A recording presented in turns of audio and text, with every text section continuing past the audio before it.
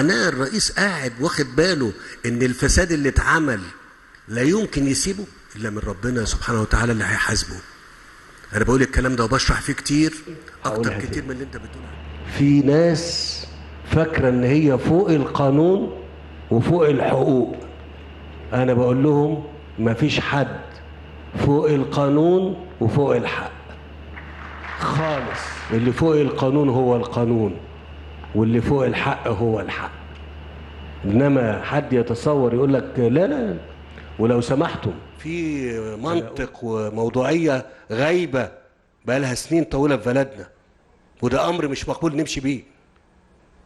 في منطق مش مظبوط ومشي، وحاول التعبير ده عشان تحفظوه. الحق حق وان لم يتبعه احد، والباطل باطل وان اتبعه الجميع.